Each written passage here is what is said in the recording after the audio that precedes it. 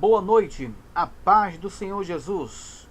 Iniciando mais um Bíblia Explicada Teologicamente. E o assunto de hoje é um assunto de abertura, um assunto que nós gostamos também. Com certeza você que está nos acompanhando aí vai gostar muito.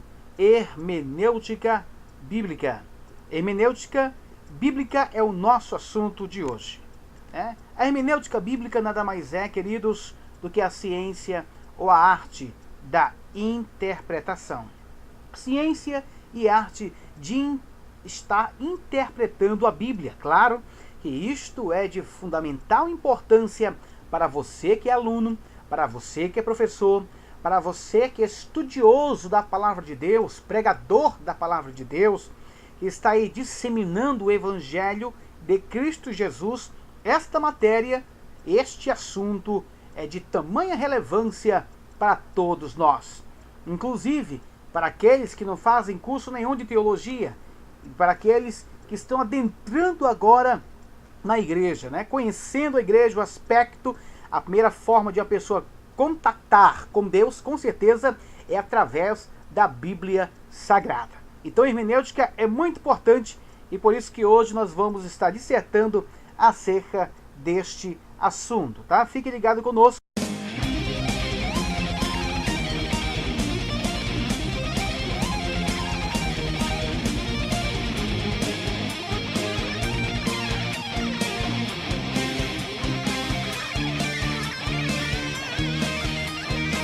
Queridos irmãos, o que é hermenêutica mesmo? A introdução à hermenêutica, ela nos vai dar um parâmetro muito interessante. Primeiro devemos conhecer o vocábulo hermenêutica. E aqui no texto que vocês estão acompanhando aí, nós temos que a palavra hermenêutica é derivada do termo grego hermenêutike. E o primeiro homem a empregá-la como termo técnico foi o filósofo Platão. A hermenêutica é a ciência que estabelece as leis e métodos de interpretação. Estabelece leis, princípios, leis e métodos de interpretação. Ela padroniza certas circunstâncias de leis, e cria métodos para podermos estarmos interpretando a Bíblia Sagrada. Então, o vocábulo hermenêutica ele deriva realmente do termo grego hermenêutica, que nada mais é do que interpretar, A ideia é de interpretar. O primeiro filósofo foi Platão, que trouxe como um termo técnico, e também nós aplicamos na arte da interpretação da Bíblia Sagrada, num termo mais teológico. Então isso é importante para deixarmos bem aclarado aqui sobre a questão da hermenêutica, Algum aluno, ou alguns alunos, há um tempo atrás, me perguntaram: Professor Euler, por que existem tantas igrejas? Na medida da pergunta dele, eu estava pensando na realidade, dar uma resposta. Mas o que eu fiz? Eu fiz uma aula, expliquei algumas questões para ele, e eu disse para todos, qual a diferença entre essas igrejas? Claro que era para me dar uma resposta mais fundamentada naquilo que foi me perguntado. Qual a diferença da igreja católica, da igreja protestante, da igreja pentecostal e neopentecostal? Qual a diferença entre estas igrejas? Você sabe me dizer qual a diferença entre elas? Na verdade, essas igrejas têm muito em comum, muito em comum mesmo. Mas, um outro lado da moeda, elas têm também muita divergência, e cada uma dentro delas também tem muita divergência, que no meu aspecto pessoal subjetivo digo que é na área da interpretação. A interpretação faz com que as diferenças, na realidade, apareçam. Se tem uma unanimidade concernente à interpretação, é claro que vai ficar coeso. Mas se não tem uma unanimidade, se tem uma discrepância, uma desconcordância, uma discordância em relação à interpretação das Escrituras, principalmente, e também naquilo que chamamos de teologia dogmática ou doutrina bíblica, ou dogmas bíblicos, que formulamos esse conceito chamado de teologia sistemática. Se não tiver uma unidade, claro que vai ter divergência de opiniões. Isso de fato existe em qualquer segmento, em qualquer, na verdade, em qualquer religião, e também na nossa, no cristianismo, existe essa diferença, né? Agora, existe, por outro lado, aquela diferença que já leva para um aspecto mais herético, né? De heresia, e que faz torná-lo, ou tornar a igreja de uma forma que não seja totalmente uma igreja cristã, porque as heresias, ela vem corromper a igreja, vem corromper aquele ensino sadio, né? E devemos realmente tomar cuidado com isso, né? E vamos aqui na questão da divisão da hermenêutica. Para você que é estudioso, está aprendendo agora acerca da teologia, pelo menos aqui dentro da área de hermenêutica, sabe que a hermenêutica é dividida na geral e em específica, né? Ela é reconhecida, a divisão dela, geral e específica. A geral é aquela que se aplica a qualquer literatura, irmãos. Qualquer literatura, ela se aplica. Se aplica, por exemplo, no gênero literário, no sentido literal, figurado, simbólico, de jornais, histórias épicas, e mais? Muitas mesmo. Leis, princípios, né? Leis aí, Constituição, outras literatura, leis, sociológica. Então, a hermenêutica trabalha de uma forma geral nesses aspectos, não somente na literatura cristã. O que trabalha com a literatura cristã é a hermenêutica específica, né? É específica. A específica é aquela que se aplica a determinado tipo de literais, ou seja, gêneros literários como leis, histórias, poesias, profecias que estão enquadradas na Bíblia Sagrada, que estão comportadas na Bíblia Sagrada. A hermenêutica específica, queridos, ela trabalha exclusivamente com a Bíblia. Então, a hermenêutica que vamos dissertar daqui para frente, no aspecto dela, é justamente na Bíblia Sagrada. Então, sempre lembre disso. A hermenêutica é dividida entre geral e específica. A geral é qualquer literatura que existe, e a específica é na literatura sacra, ou seja, na palavra de Deus. Isso, de fato, é importante. Também, dentro da hermenêutica, vocês devem conhecer os métodos da hermenêutica bíblica. O que é um método? A pergunta, né? O que é um método? Nada mais é. O método, ele é a maneira ordenada de fazer alguma coisa. É um processo seguido passo a passo, seguido passo a passo, com o objetivo de alcançar um resultado. Isto é o método.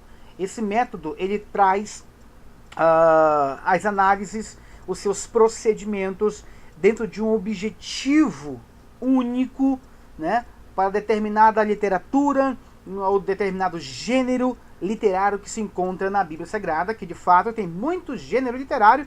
Então, de fato, deve-se estabelecer um método de estudo bíblico. Você que está aprendendo, você que é professor, você que é pregador, tem que estabelecer um método de estudo bíblico. E este método aqui, o que vamos apresentar daqui a pouco, em alguns slides, é um método analítico. Ele trabalha realmente algo bem bacana, bem legal, que vai fazer um procedimento aí investigativo geral da Bíblia Sagrada. E olha só aqui. Durante séculos, os eruditos religiosos procuraram todos os métodos possíveis para desvendar os tesouros da Bíblia Sagrada e arquitetar meios de descobrir os seus segredos. Na realidade, existe na história da igreja muitos homens de Deus, teólogos e estudiosos, para se investigar mais afincamente a Bíblia Sagrada, e eles se valeram de métodos, né?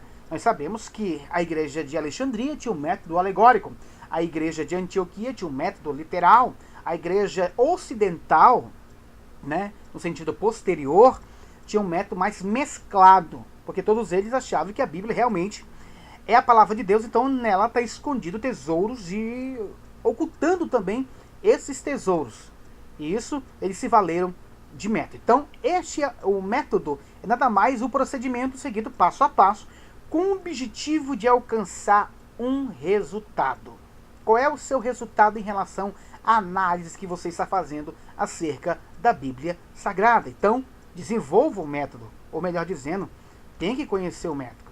E o método que eu apresento para vocês é isso aqui, o método analítico. Este é um método que dizemos o seguinte, É o método utilizado nos estudos pormenorizados, com anotações de detalhes, por insignificantes que pareçam, com a finalidade de descrevê-lo e estudá-los em todas as suas formas. Então, o método analítico é um método de investigação, é mais profundo, ele tem mais um objetivo, né, de examinar muitas coisas. E esse método, né, que é seguido de uma base de passo a passo, nós chamamos de OICA. O que é OICA? Tem a ver com observação, o método OICA, tem a ver com interpretação, tem a ver com correlação e tem a ver com aplicação. Então, os passos básicos para o método analítico é o OICA: observação, interpretação, correlação e aplicação. A gente vai ver isso passo a passo. Vamos pegar primeiro o que é o método da observação, né? Dentro aí, claro, do método analítico, a gente vai pegar essa observação para estarmos aclarando algumas questões. O que é uma observação, né? No primeiro passo, você que é estudante assumirá o papel de detetive, onde fará várias leituras selecionadas, deverá ter em mãos algumas traduções de diferentes da Bíblia Sagrada, né? Como, por exemplo, eu vou já entrar nesse assunto. E exemplo, nós temos aqui o exemplo da Almeida Revista Corrigida. É uma tradução boa. Almeida Revista Atualizada, também uma outra. Nós temos NVI, que é Nova Versão Internacional, e nós temos também a Nova Tradução na Linguagem de Hoje. Para poder você estar observando, né, uma leitura específica, você tem que ter traduções, ou versões, melhor dizendo. Diversas versões diferentes, essas aqui são as principais, e com certeza pode ter 2 ou 3, quanto mais tiverem, fica muito mais abalizado e firmado o seu estudo. Então a observação, ela vai trabalhar com esta ideia. A ideia é que você tem que ter mais de um texto, no sentido de versão, para você examinar a mesma passagem, para comparar qual é a versão e aonde elas variam dentro de um próprio versículo ou de um texto da Bíblia Sagrada. Então a observação trabalha com isso, né? Com as questões das leituras, deverá ter em mãos traduções, como essas aqui, Almeida Revista Corrigida, Almeida Revista Atualizada, Nova Versão ou Nova Versão Internacional e Nova Tradução na Linguagem de Hoje. Quero apresentar também para vocês a interpretação. O que é isso? É o passo que nos leva a buscar a explicação e o significado tanto para o autor quanto para o leitor, para podermos entender a mensagem central do texto lido. Esta é a ideia. A interpretação trabalha com a ideia do tradutor, ou melhor dizendo, a ideia do escritor, né? O escritor, o autor do escrito. A interpretação, ela trabalha neste aspecto. Você tem que conhecer qual significado empregado por aquele autor, determinado personagem da Bíblia, que escreveu o texto bíblico, o que estava na mente dele. Isso, de fato, nós temos que investigar. E através das palavras que eles vão estar dissertando, descrevendo, aí vão perceber qual é a ideia central daquele texto. Muitas vezes o texto pode ser obscuro. Por isso que eu descrevo o seguinte: deve avaliar as frases-chave, os fatos, investigando os pontos difíceis ou incertos que a passagem apresenta. De fato, nós temos que avaliar isso. Palavras-chave que é repetida no texto, né, e também no contexto, os fatos relacionados a isso, os pontos difíceis que o texto está apresentando, né? Isso, de fato, nós temos que olhar, né? E o que eu coloco aqui? De forma resumida, a interpretação deverá ser trazida de dentro de seu contexto cultural, geográfico, linguístico, imediato ou remoto, para ver a ideia apresentada pelo autor. Então a interpretação é isso, querido. Você olha um texto e observa ali, com certeza, a ideia das palavras apresentadas, os vocábulos linguísticos que eles vão apresentar. Para isso, você realmente tem que ter um dicionário bíblico, que os dicionaristas trabalham com a etimologia da palavra e o seu conceito também depende do dicionário. Nós temos um dicionário chamado Vine, outro dicionário chamado Wycliffe, né? E muitos dicionários aí que possam lhe ajudar na interpretação. Nós temos os dicionários de grego, dicionários de hebraico, que vai lhe ajudar nesta investigação mais profunda, ok? Então, um outro ponto que eu quero trabalhar com vocês é correlação. A correlação, ela diz o seguinte: é o passo que nos leva a comparar narrativas ou mensagem de um fato escrito por vários autores, em época distinta em que cada um narra o fato, né? Em ordem diferente, como por exemplo, isso aqui é interessante, tá? Marcos, o primeiro exemplo aqui, Marcos capítulo 10, versículo 46. Diz, saindo de Jericó. Aí você vai verificar Lucas 18, 35, a mesma passagem, chegando em Jericó. Mais um exemplo aqui, ó. No segundo exemplo, Mateus 13, 8, nós temos assim. E outra caiu em boa terra, e deu o seu fruto. Um a 100, outro a 60, e outro a 30. Vejamos que é 100, 60 a 30, decrescente. Mas, em Marcos 4:8, a mesma passagem. Jesus trabalhando com essa parábola aqui, né? Essa parábola que é interessante. A mesma aparece em Marcos 4:8. E diz assim, e a outra caiu em boa terra, e deu seu fruto, que vingou e cresceu. E um produziu 30, 60 e outro 100. Observou a diferença? Visto que a correlação ela vai trabalhar nas passagens que elas se repetem, né? Ou foi escrita por vários autores. Mateus, na realidade, escreve em Mateus 13:8 e caiu e produziu 100, 60 e 30, uma forma decrescente. Já Marcos é um outro autor, a mesma passagem é descrita diferente. É descrita 30, 60 e 100. Como resolver isso? Então, quando a passagem ela apresenta em outros textos, você tem que verificar como exegeta, como hermeneuta tem que verificar para poder estudar os seus pormenores.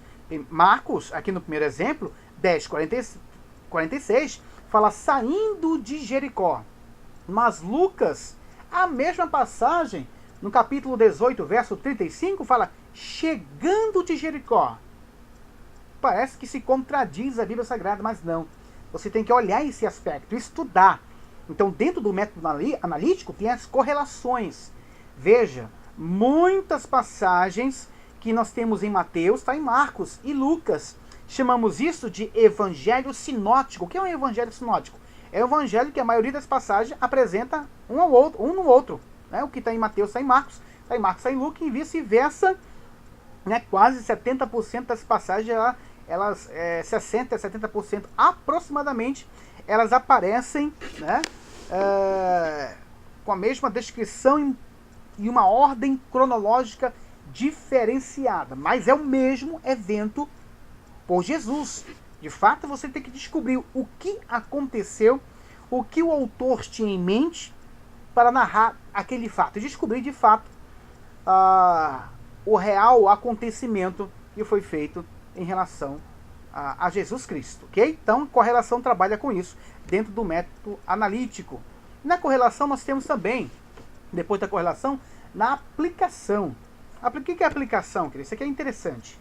É o passo que nos leva a buscar mudanças de atitude e de ações em funções da verdade descoberta na Bíblia Sagrada. Você que é pregador, com certeza, além de interpretar a Bíblia na pregação, ali na prédica, você tem que aplicar a Bíblia Sagrada. Aplicar os seus pormenores, né? É claro que vai contextualizar ela de uma forma aplicatória para os dias atuais, para os dias odiernos, para os dias de hoje na sua igreja. Porque não pode somente interpretar no sentido de pregação. Tem que aplicar na escola dominical da mesma forma. Você tem que aplicar e estar trabalhando nesses quesitos. Então, um método analítico, eu enumerei algumas questões aqui, né, para a regra desse método analítico e você deve observar. Número 1. Leia a passagem cuidadosamente, no mínimo 3 vezes. Número 2.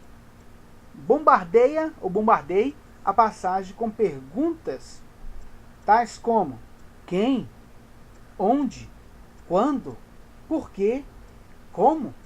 Então você tem que fazer essas perguntas para o texto, para tirar quem escreveu, onde escreveu, quando escreveu, por que escreveu e como escreveu. É só um exemplo aqui. No 3 nós temos, anote as palavras-chave, ou seja, as palavras que se repetem, as palavras de mais relevância no texto. Escolha um texto e descubra a palavra-chave de lá, que mais se repetem, que é mais importante, que dá uma abertura e um entendimento maior. Então faça isso que você vai ter bom proveito. No 4 nós temos aqui, escreva o que não compreende acerca do texto e especifique. Aquilo que você não compreende, vai anotando, faça uma anotação, pega um caderno, anote aí o que você não compreendeu, depois você pesquise sobre isso ou converse com o seu professor, superintendente da escola dominical, com o seu professor de teologia, que vai lhe explicar essa dificuldade. Na 5ª nós temos aqui, descubra o pensamento-chave de cada versículo. Cada versículo, claro, tem um pensamento-chave ali, traçado ali pelo autor. O 6º, delimite os assuntos que o pensamento-chave está expressando. Tem que delimitar o assunto que o pensamento-chave está ali expressando. Então, diversos assuntos nós temos aí um versículo, né? Ou dentro do versículo-chave, da palavra-chave, ele esboça muitos assuntos aí que concordam entre si e um aspecto muito profundo devemos analisar parte por parte, né? Nessa delimitação. Na 7ª, eu coloquei aqui, faça um sumário destes assuntos. Escreva mesmo, esboce, né? Cria aí o sumário, né? Número 1, número 2, número 3, faça em tópicos mesmo, aí desses assuntos que vocês estão dissertando, buscando para o melhor proveito de um estudo, né? Ou na sua igreja, ou até mesmo de uma prédica. E 8ª, descubra a ideia eixo dos resultados acima. Tem que descobrir as ideias eixos do resultado acima. E a 9ª, destile esta ideia em uma sentença. Então, é muito importante você estar entendendo essas regras da Bíblia Sagrada, tá? Ou pelo menos do que entendemos acerca dela, do método analítico. É um método, realmente, eu não vou falar para vocês que ele é fácil, né? Mas também não é tão difícil assim. Você pode estar se abalizando cada vez mais e buscando outras referências. Você tem que ter um dicionário, você tem que ter uma bíblia de estudo, diversas versões, recapitulando aquilo que eu falei agora há pouco, né? No nosso estudo, a hermenêutica nada mais é do que a ciência da interpretação, a arte de se interpretar a Bíblia Sagrada. Aí deu aqui o método analítico que nós observamos hoje, tá bom, queridos? Fique com Deus, deixa aí o seu like, deixa aí o seu assunto. E hoje foi uma primeira parte da aula acerca de hermenêutica. Deus abençoe você, Deus abençoe toda a sua família em Cristo Jesus. Um grande abraço.